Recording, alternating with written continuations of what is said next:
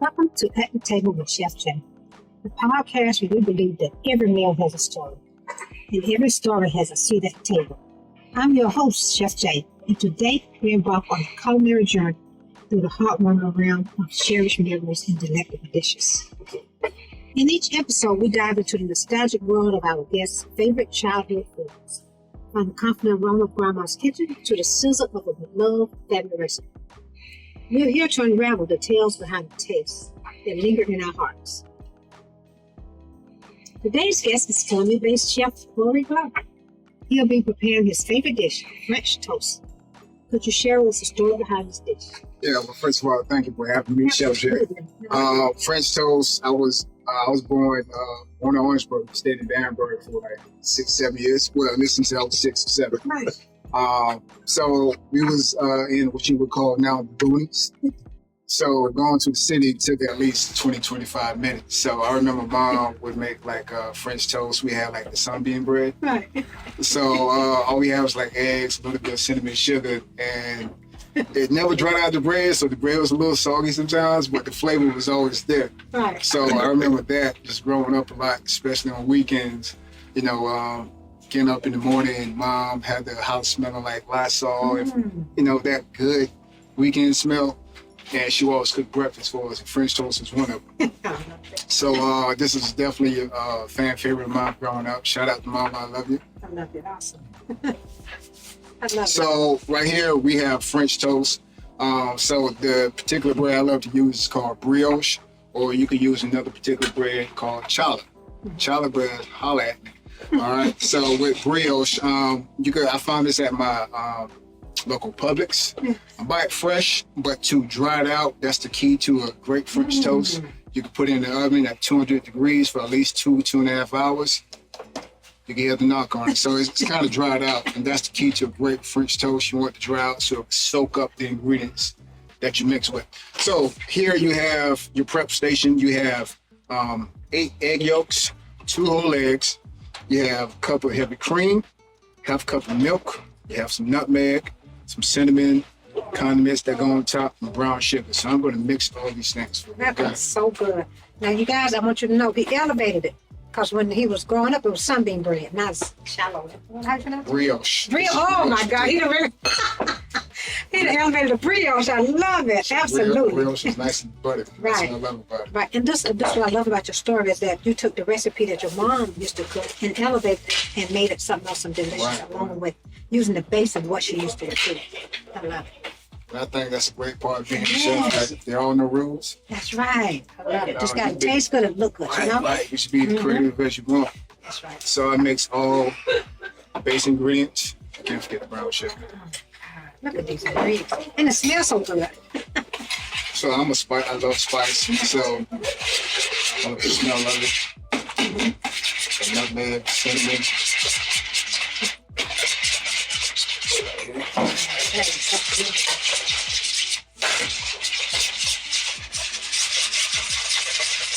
We'll be with you in just a sec, guys. It smells so good. That was cinnamon and nutmeg? Cinnamon, nutmeg. You can use clove if you want to. Kind of stay away from it.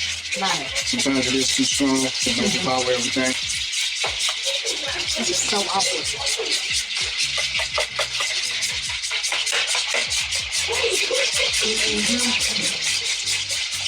Let's get this going. Yeah, there you go. You got it.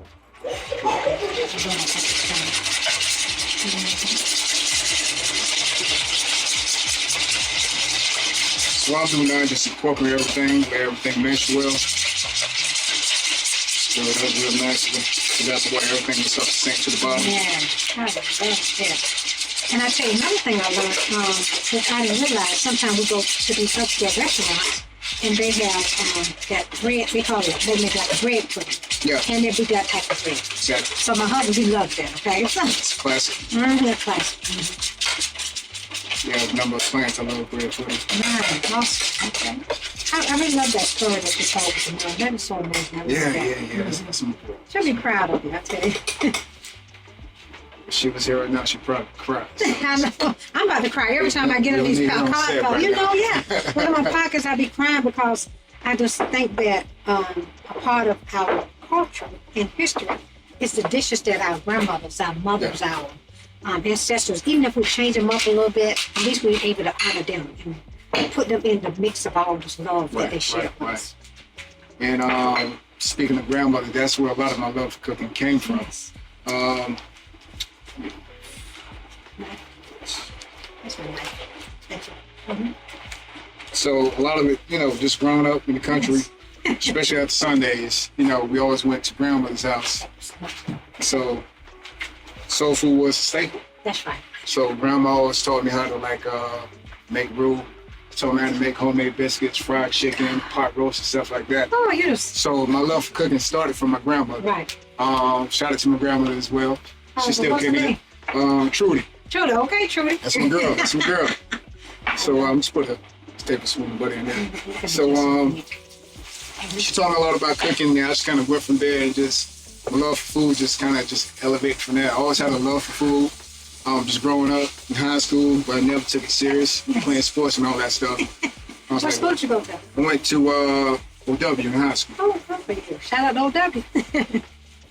I love it. So you want that to soak up real well. Get that good mix. Don't need a lot of butter because you have a lot of mixture right here. So keep working with your pen.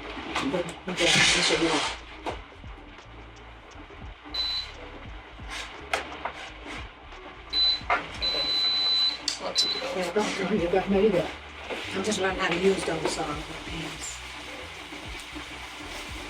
I love this cast iron skillet. Yes, I do too, I tell Good you. heat conducting. Just let it soak up the mix. Go from there. You can smell it. It smells good. Yeah, it smells amazing, I'm telling you.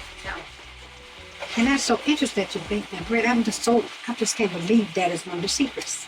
Brioche. I love Yes, brioche. yes, It's so good and buttery. yes. It has a nice texture.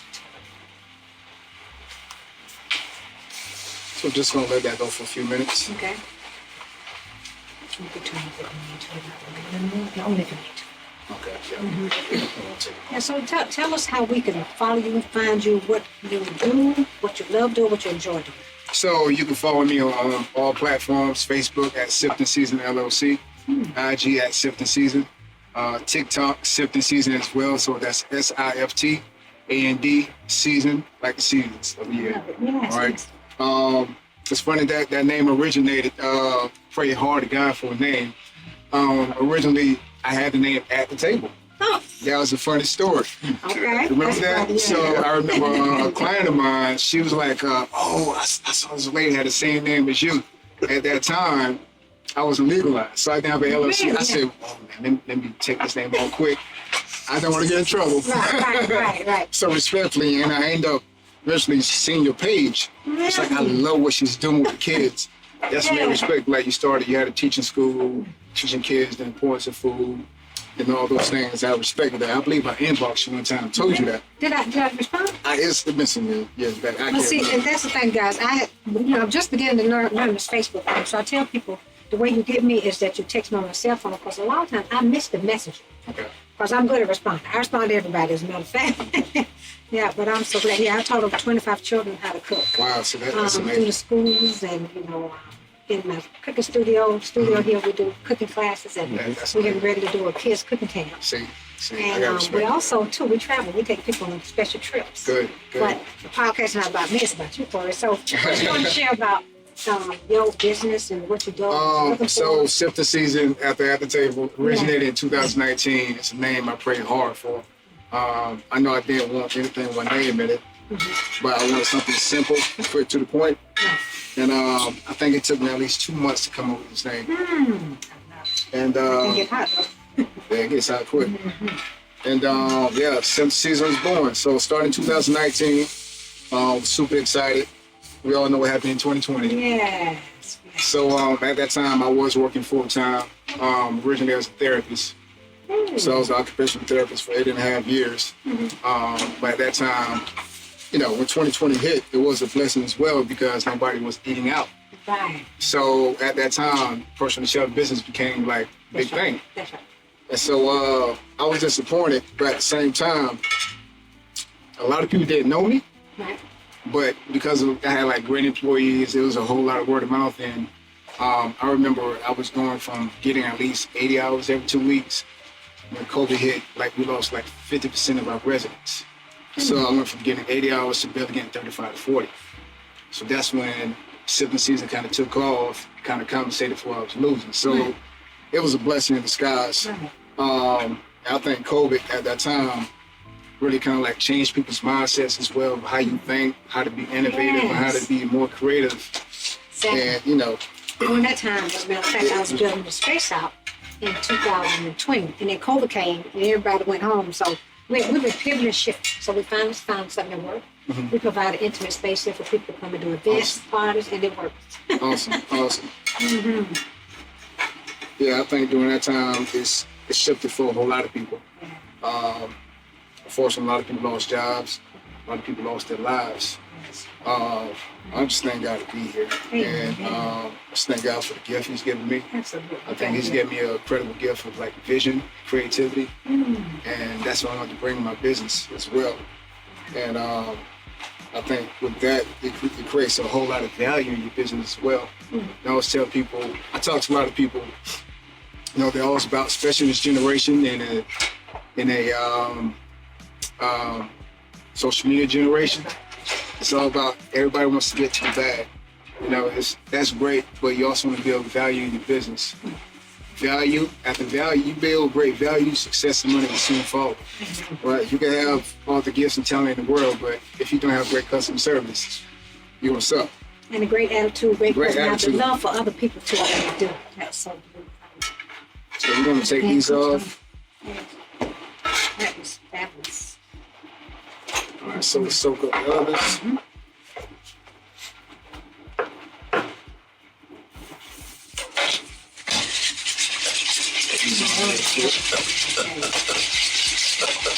So your ideal client would be what? So in 2021, starting off business, I didn't know anything about business as well. I eventually found my mentor in 2021. Okay. Shout out to Chef Andres with I'm a Chefpreneur. Shout out. He's originally based out of San Diego, but he was the executive chef in a lot of resorts in Chicago, Illinois. He started his business and was inspired by his story. Like he fell rock to the point we had to move him with a system. And now he has like a great business. His mission now is to teach other chefs how to start their personal business, how to gain the ideal client, how to network, how to build strategic partnerships. So he taught me all these things. I owe a lot of credit to him because of that. Because when I left my job, I left like with just straight running on the ground, like boots on the ground. Yeah. So it's been exciting. So I was a therapist for 8.5 years. I left in 2022, a week before Christmas. At that time, I told God, at that point, I got to a point where I was either going to have to leave my job, or I was going to get fired. Oh my goodness. And during that time, I was doing a whole lot of meditating, praying to God. I knew that my gift was bigger than where I was. I felt boxed in. I knew if I was going to stay there, I was going to be miserable. I wasn't going to be happy. So my thing was, I didn't want to pray to God for something, then not use it for my purpose. And I feel that, food is my ministry. That's how I feel. It's not just about cooking great food, but I want to cook great food, feed people's souls, and create good memories. And that's about being a personal chef. It's about they hire us for the convenience, but also to create memories. That goes back to value. That's right. You gotta create value. Right, yeah, that's one of the things that I love. Food is my love language, but I can see people having a good time, laughing, enjoying food, and then enjoying people that's around them. Right, you can be tired at the end of the day, but I feel like I can do my job once you have a good time. Yeah. And having a good team, that's a big thing, having a good team. Great team. So with mine, I don't have a huge team, and primarily I just do personal chef and private chef. So my max right now is like 25 to 30 people. Services wise, we do private dinners, dinner parties, dinner spectrum, like bachelorette parties. It's wedding season now, so this is like my 11th bachelorette party I've done. Small, intimate weddings. We do brunch poolside.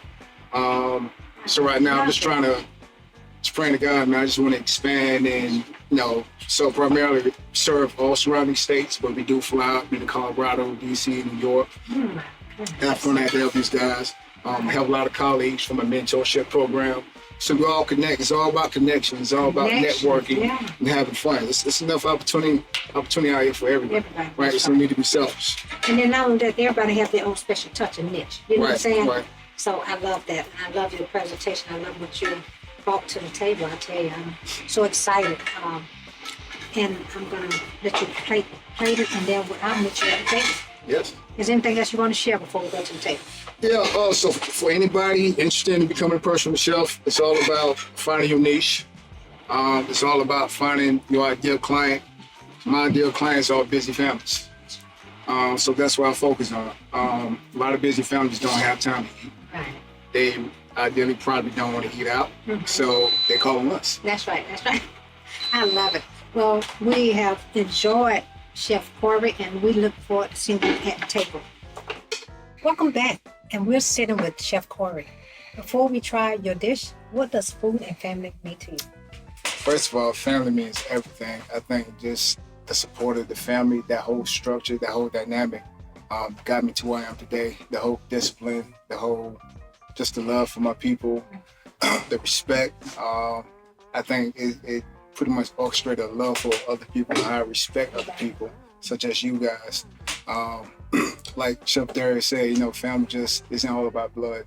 It's all about the people you connect with, and that relates to food. I think food itself is a whole vibe. I mean, you think about it, food's like a universal love language that brings everybody at the table. At the table, and that's what food does for me. So food is a life lesson. Food teaches you a whole lot about discipline and responsibility. And again, food brings families together. So that's the one thing I love about food. Food is. Well, I tell you what, this is an amazing looking dish, and I'm here to try it out. Oh yeah. So the French toast, he did butter and cinnamon, nutmeg, blueberries and strawberries, and how about this? He did a little treat, caramel sauce on the side. My God. My guy. Oh, he said it's going to elevate it even more. So I'm just ready and excited. Gonna try it out, and I'm gonna let you guys know how it is, okay? And he said you can put syrup on it, but I'm glad he bought that caramel sauce, okay? I'm gonna cut a little strawberry with it. And I like how you put the mint on it, and you did the blueberries, Yeah. But I tell you, it's amazing how we learn from each other. Yeah. And just baking that bread. I would never thought about it. Yeah, It's so amazing. That bread. Yeah. My husband wouldn't try that. Delicious.